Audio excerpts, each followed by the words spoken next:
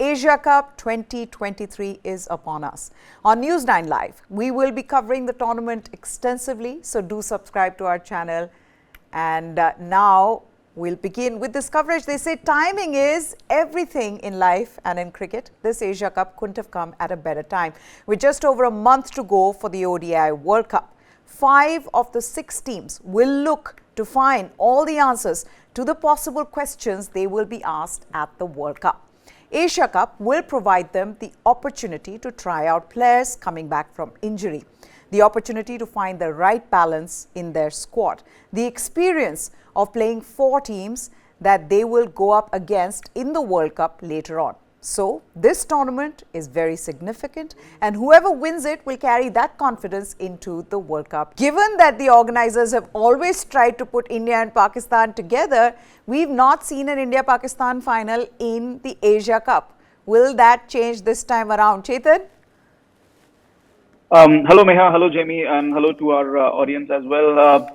Well, we hope so. I mean, Pakistan, to me, are the favorites for this Asia Cup. And of course, India, the bare minimum has to be for them to get to the final of the Asia Cup. So if the 2 top teams get into the final, that will be another blockbuster event. I know some people in Mumbai, especially, the broadcasters, they'll be hoping that they get 3 India-Pakistan matches.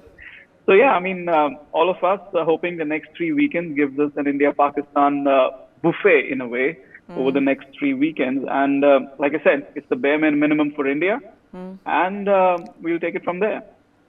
I'm excited about this tournament, Jamie, because of the relevance, the timing of it, right? I mean, there is so much to look forward to, not just, to see how the Indian team does. Of course, we'll keep an eye on that, but just the other teams as well, because India will be facing all these teams, 4 of these teams in the World Cup next month. So, in that sense, this is very significant. Absolutely. I think for the past, not 10 years, but at least I recall the 16-1 was held in the T20I format in Bangladesh. That, if I'm not mistaken, was in the build-up to the 2016 T20 World Cup. 18 was in September, October, still some ways away from the 19 World Cup, but definitely the saya of that World Cup was there, because that was the tournament where Rohit Sharma and Ravi Shastri both confirmed from their perspective that Ambati Rayudu had done enough to bat at number 4 in the World Cup. And then, of course, we had last year, which was literally a month before the T20 World Cup in Australia. So if you see, the last 4 or 5 editions, they have sort of been in a build-up to the bigger picture. That said, right now, given the fact that India is struggling, they have players coming back. Rahul is still not back. Technically, it's been confirmed. We all knew this, but it's been confirmed now that he's out for 2 matches. So, it is perhaps a decade ago, I would say the tournament would have lost a bit of relevance. But each time it comes, Meha, in the build-up to these bigger ICC events, you sort of do see, the teams and the fans particularly get interested. Of course, host broadcasters, we're all on the same page. Yeah. They would love to see 3 times India-Pakistan, but it's actually quite alarming that since 1984, 15, 16 editions, we've not seen that, the mother of all one-day finals like we've seen in several other tournaments. So from that perspective, yes, the host broadcasters would love it to happen. Will it happen? I think I've sort of swapped, I've interchanged, I would say, where I see India and Sri Lanka landing up, because Sri Lanka are now down 4 players. 2 have been ruled out.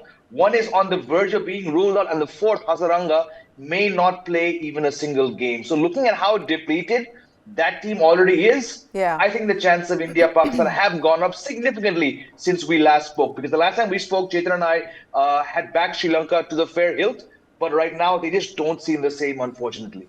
Yes, we'll be discussing all the 6 teams. But let's first tell you everything you need to know about this tournament. 6 teams will be competing against each other to become the champions of Asia. The tournament will be co-hosted by Pakistan and Sri Lanka. And the 6 teams that are participating are India, Pakistan, Sri Lanka, Bangladesh, Afghanistan, and first-timers, Nepal.